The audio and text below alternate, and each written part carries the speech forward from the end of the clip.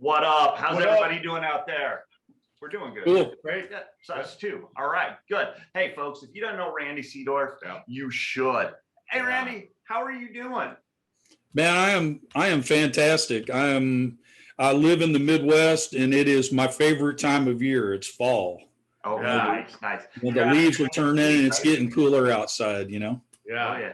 Kansas City, right? Yeah, I live in Kansas City, a northern part of the city. I'm a little embarrassed about our football team after yesterday. Are you guys in Tennessee? Are you guys in Tennessee? No, we're out of Sacramento, but we're close to like San Francisco. Okay, cool. So we're having it pretty bad ourselves. Yeah, not doing too good. Yeah, but that's okay. You know, spent a lot of money on a quarterback that the coach broke. Yeah, pretty much. And then yesterday was the Shane game. Yeah. Oh yeah. It was bad. Offense scored 3 points. Ooh, yeah, that's pretty bad. No, it was ugly. Well, let's start off on the wrong foot and ask you: do you eat St. Louis style ribs in Kansas City? That is sacrilege, my friend. To talk about St. Louis barbecue in Kansas City. Come on, man. You're right. This is the best barbecue in the world in Kansas City.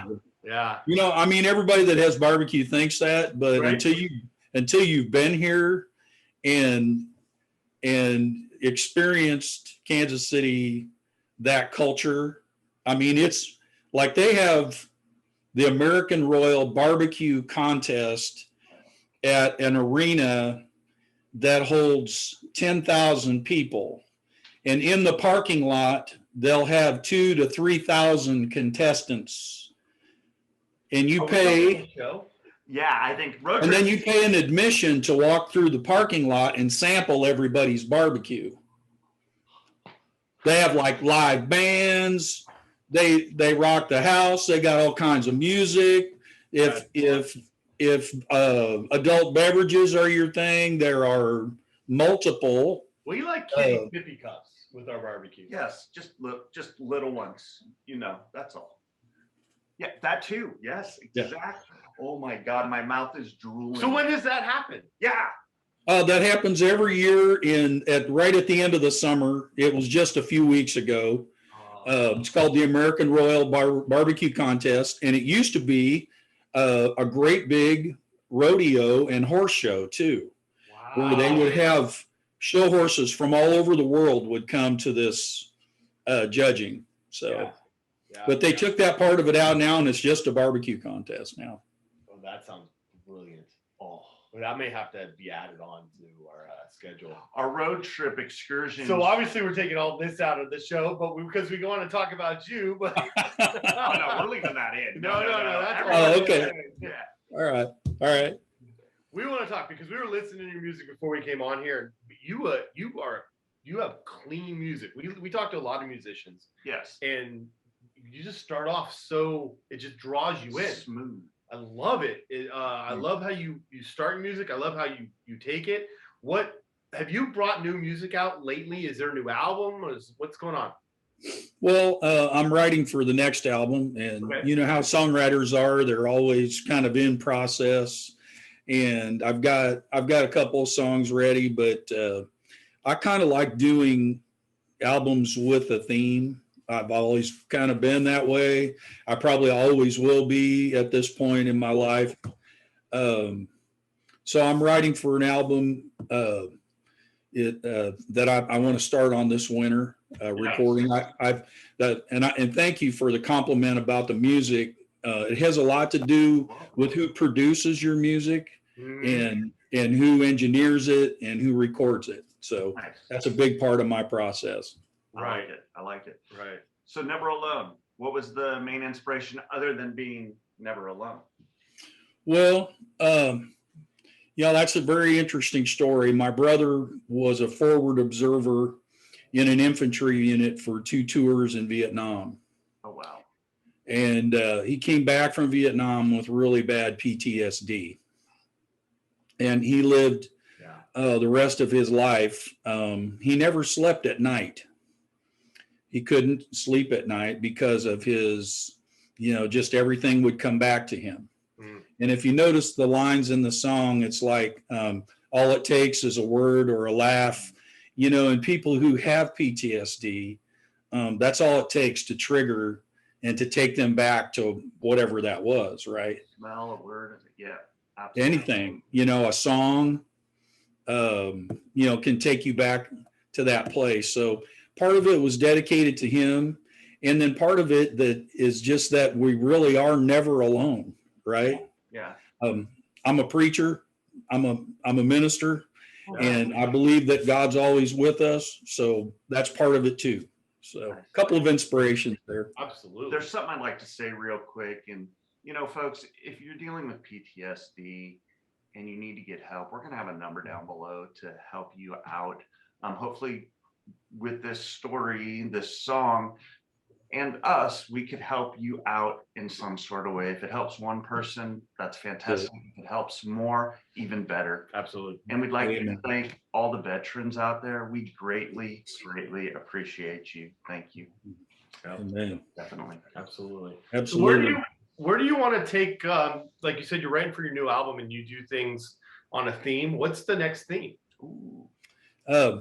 Or do you want to That's divulge very- that? well, I'm willing to divulge for a price. Okay. No, I'm kidding. I'm kidding. I like that. What would you do for a Klondike bar? That's a really good question. I think that's been asked before, but never in one of my interviews, right? My uncle passed away this past summer, and his life was so well lived. Okay. I love that. And so it's about the name of the new album is called An Uncommon Life. Okay. Think about that for a minute. An uncommon life. Yeah. His life was so well lived that it stood out, that it was unmissable, that it was unmistakable, right? His kindness, his servanthood, just the kind of man that he was in the community, the kind of father he was, the kind of husband that he was. When you look at kind of all the junk that's going on right now, that would stand out as an uncommon life. Mm-hmm. So that's what it's about. Amazing. Yeah, that is. So where did you start? Where did you start with themes? Like you started in music, obviously.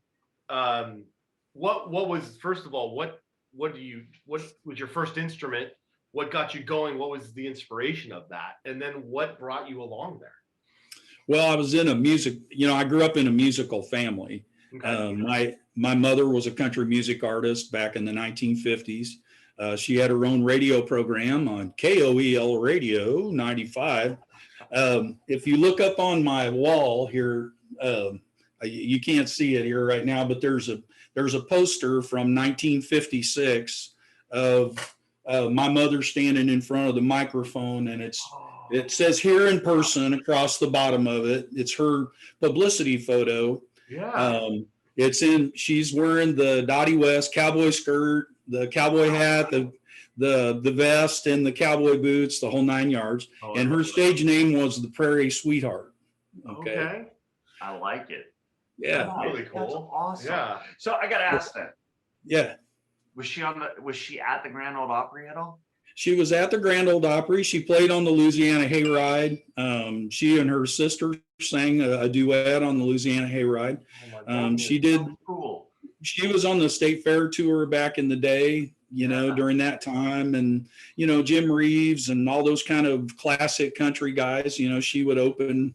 Her and her sister would open for them. Kind of like if you've heard of the Andrews Sisters or the Louvin Brothers, like that kind of an act. Just an acoustic guitar and a couple of voices that. There's nothing like blood harmony, right? Yeah. And you couldn't put a pencil between their voices, just like that, Awesome. Super. So that's kind of where I got started, being around my mom. She rehearsed on Saturdays. She would play piano.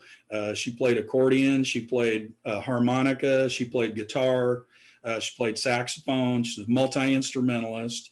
And so I would sit on the piano bench, and at first I would play ukulele, right? That was my first instrument. Right.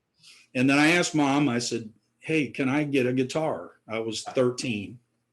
And she said, well, you can use one of mine until you can save up enough money to go buy your own, you know? So I started out on a Gibson L48 archtop, which was one of her stage instruments. Really nice guitar. I still have it. It's the guitar that's in the picture on the wall. Yeah. Oh, wow. Here. So that's kind of how I got started. It was, you know, a few years later, maybe I was 17 or 18 when I started collaborating with some friends in high school that I found out that also played and sang. And that's when I kind of started writing my first songs, you know. One of those guys is still a friend of mine after 50 years. Yeah. And we co-wrote some of the songs that he released on his last album. So nice. That's pretty cool. Yeah. So today, you're here today and you run into yourself at, say, 15 years of age, 16 years of age. Yeah. What advice would you give yourself? That's a great question, because it's a question that that's easy for me. Okay. The vehicle of this business that we're in, of the music business, is the songs, right? Right. And if I was to talk to my 16-year-old self, I'd say, buddy, you better work on your songwriting craft, and you better hang out with people that you can collaborate with that are good songwriters. Yeah. And you know what? I was around those people, and I didn't realize how important that was when I was younger. And now that I'm older, I realize that it's all about the songs. Yeah. Right. It doesn't matter what artist that you name, they're not who they are without the songs. Right. Exactly. Whether they wrote them or they got them from somebody's publishing company or they had a co-writer or whatever, it's about the songs. So I would say the songwriting craft. And for me, that's about the lyric. Okay. That's about saying something with the song. Okay. Is there a song, because you're talking deep about the songs, is there a song that you sing that really gets you? Yeah. That really a lot of emotion comes over you when you sing? What is that? And what's that? I wrote a song called From the Inside Out. Okay. And it's about a change of heart. It's about what happens on the outside when you change on the inside for the better, right? And there's this thing that happens with an audience, you know, this interaction with an audience, which I love. That's why I love doing live shows. Right now we're doing a bunch of prison tours. We're doing a lot of prison shows. In fact, this Saturday we're doing 2 concerts at a prison in St. Joseph, Missouri. Okay. And when we sing this song Inside Out, it's like all of a sudden you see guys nodding their head, you know, or you see people in the audience, like you say, well, that guy just got it. Yeah. Oh, that gal over there just got it. You know, that aha moment for him, right? That's kind of what you're looking for. That's the response that you're looking for as a songwriter when you perform something live, and you go, wow, they understand what we're trying to say here. Wow. Does that make sense? No, that's incredible. Total sense. I love it. Actually, I've never heard that from anybody before. That's incredible. And that you could, you know, these men are reacting to that they're in the situation that they're in. That's impressive. That is amazing. Yeah, absolutely. Well, we're trying to help. We're trying to help guys turn their life around. They want to be good fathers. They want to be good dads. They've made mistakes in their life. And most of the guys that we talk to will say, I deserve to be here. I made mistakes, but I paid my debt to society. And when I get out of here, I want to live a changed life. I want to be a better person. And so we're trying to help them turn their life around so they don't end up hanging out with the same villains that got them there in the first place. Right? True. Is that a big part of your ministry? It's huge. We are what you call VICs. Here, let me show you. All right. I'm a VIC, which is a volunteer in correction, which means I'm an unpaid staff member of the state of Missouri's corrections department. Wow. Amazing. Wow. So I made the commitment to go once a month, and I do. I teach some guys. I lead some worship at a chapel service once a month, and then like this past week, I was at Algoa Prison in Jefferson City Friday night, and then like I said, this coming Saturday, then we'll do 2 concerts. We just came from Moberly, which is the maximum security prison there, and we did 2 concerts 2 weeks ago, and we had a packed house. Yeah, it was great. I tell you what, if I could transplant that audience to everywhere I go, prison audiences are the best. Wow. It's not just the Folsom Prison album for Johnny Cash. Oh yeah. Those guys, they just love it. I mean, they just love it when you come and perform for them. They appreciate it so much more than a normal person would. Does it make them feel more human? Is that the idea that these guys, obviously, like you said, we should be here. We've made a mistake, but they're still human. Yeah. And by you coming and doing that, is that what the feedback you get is like, that's the moment that I feel human, is when you come and sing and play music? And yeah, we up at Moberly a couple of weeks ago, we were getting ready to leave, and the sound guys, the tech guys, they're all offenders. They're all guys that live there at the prison. yeah, I got you. So they, like I had a prisoner was my guitar tech. One of the offenders sat in on saxophone on a couple of our songs. I mean, it's so cool that we get to include them in what we do, right? And as we were leaving, he goes, I forgot I was in prison for a little while today. Wow. And that really struck me really deep. Yeah. And it helps me to understand why God put me in the position to do this. Right. That we really, really are giving people some hope, and a lot of these guys never get any visitors, right? Right. So if we come and do music for them, it's a ray of hope for them. Yeah. Gotcha. Wow. And Folsom's right here to us. Yeah, we're literally stumbling distance from 10 minutes. Folsom. I was going to say, you guys are close. We're right there. I have actually been inside Folsom when I used to work on an ambulance, and I've been in there a few times, and I'll tell you what, it's no joke. Yeah, no joke at all. Well, yeah, that's the way Moberly is. It's it's real. When you go in the front door, there are four iron gates that you have to go through, 4 cell blocks just to get to the interior wires, and there's 4 layers of razor wire and dead wire in between those. Oh yeah. It's no joke.